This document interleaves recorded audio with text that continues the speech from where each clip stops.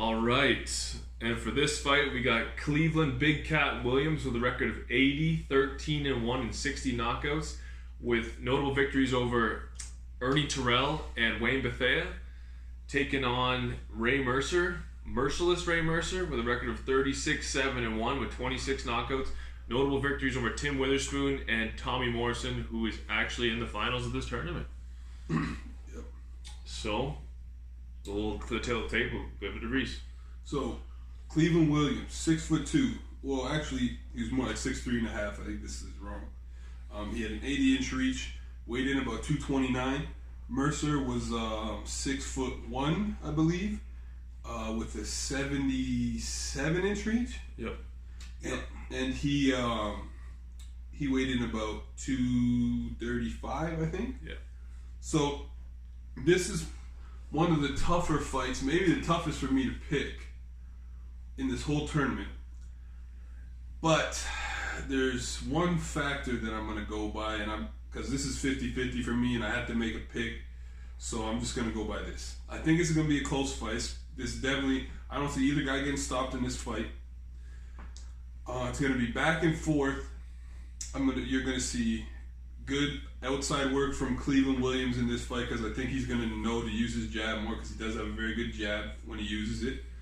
Mercer is going to try to get inside, and he's going to be using his jab too, because he had a good jab.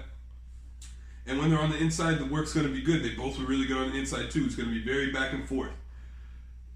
However, I think the size of Cleveland Williams and the length, and the fact that he has more reach, and he still punches really hard. He may probably even punches harder than Ray Mercer, honestly.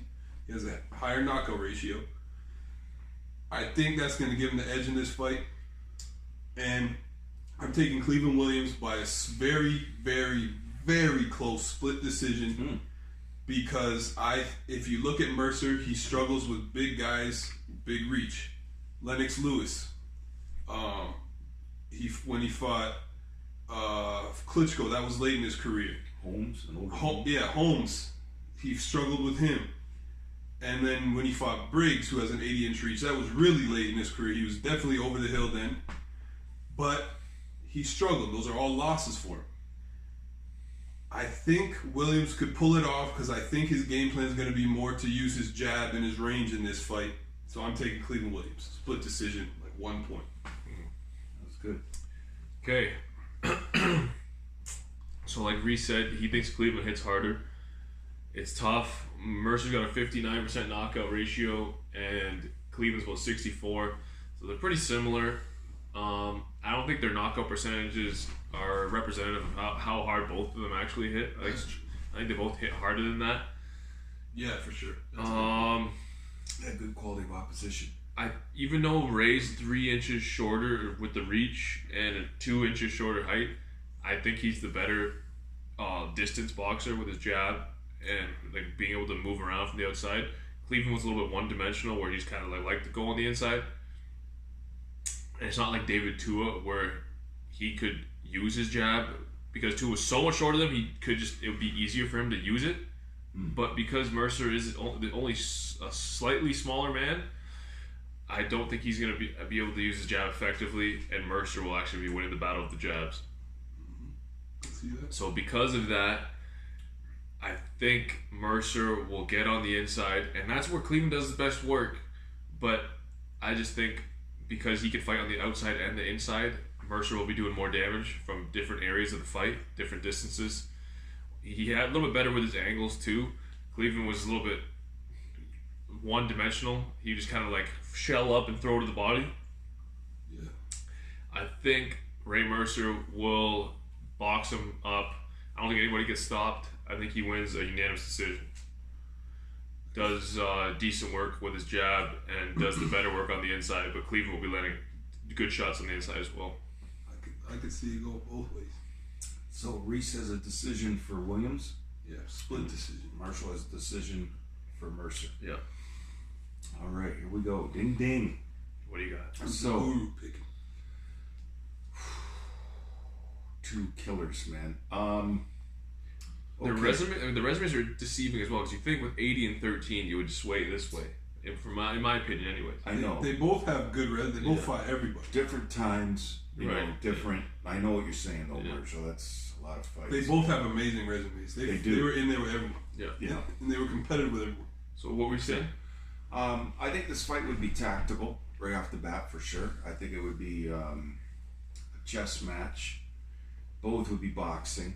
I believe, in my mind, how I see it working out, Williams would utilize his jab this fight more than he has other fights, just knowing, training, going in, what he's going up against.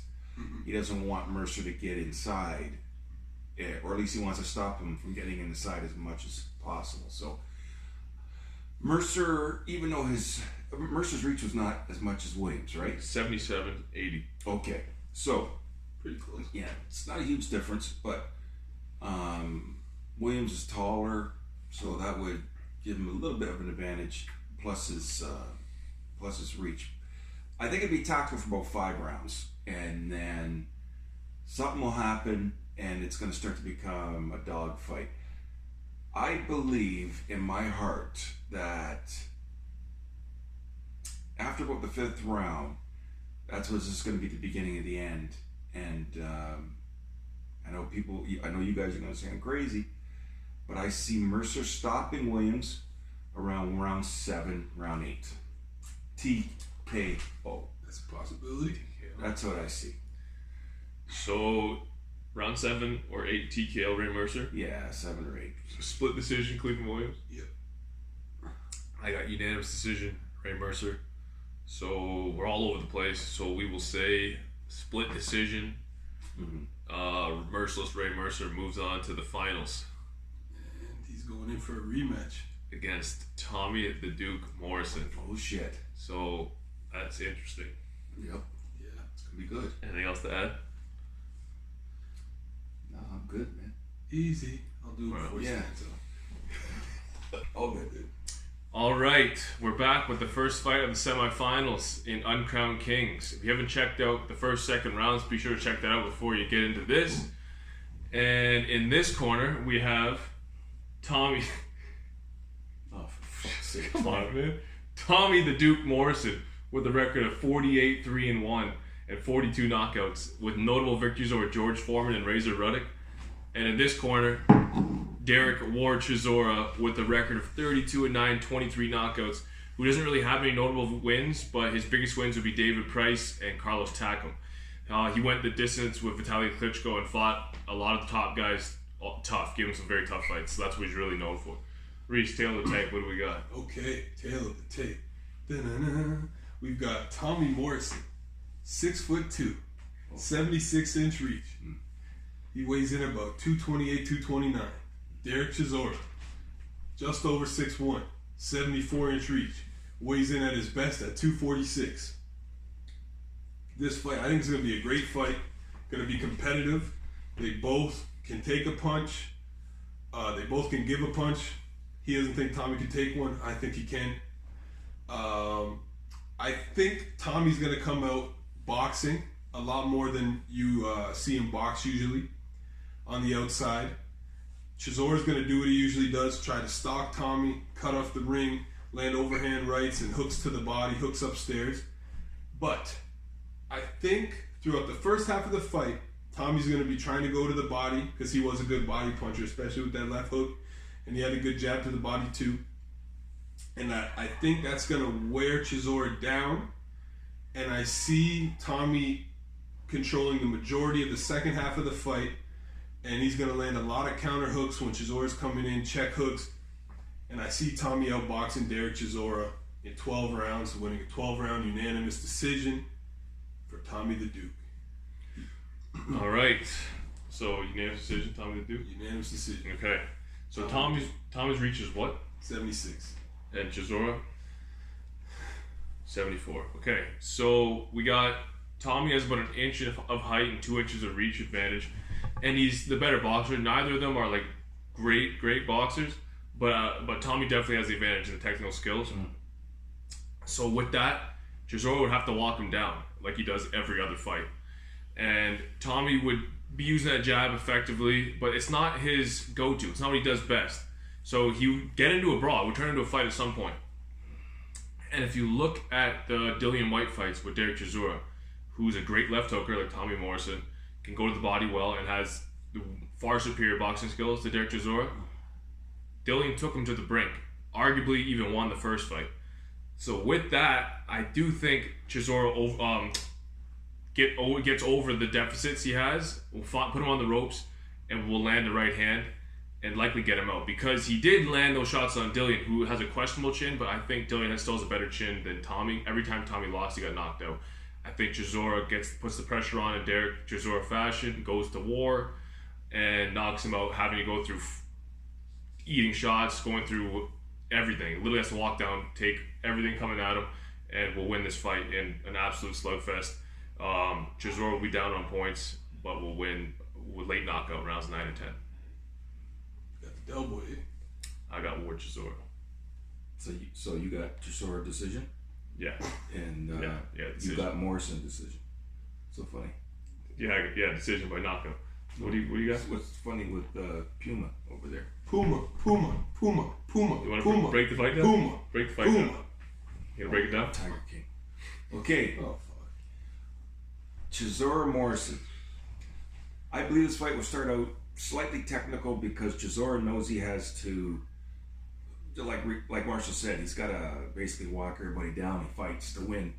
Morrison is a lot more slicker, a lot more fast, better footwork, but he's a better boxer, better technician. So he used his jab against Foreman, who's more lumbering than a Chisora, but similar to Chisora. I believe he'll try, Morrison that is, to use his jab and keep Chisora on the outside as much as he can. It's not going to be like that all the way, but he's going to try and wear him down, tire him out, and break him down so that he can hopefully, maybe down the stretch, stop Chisora, which I don't think he can do, is stop Chisora. I believe it's going to be basically a war of attrition. The skill set it'll be the skill set and who has the biggest heart. That combination will win this fight. I think they both have good hearts, but the skill set is big time in favor of Morrison. A slim decision victory for Morrison. Just decision, split or unanimous? I'm going to say split. Unanimous decision for the Duke. And I have TKO for Chisora. So Tommy the Duke Morrison moves on to the finals with a close decision. Tommy the Duke in the finals, baby. Nice. Tommy Gunn made it all the way. Yep. All right, we're out.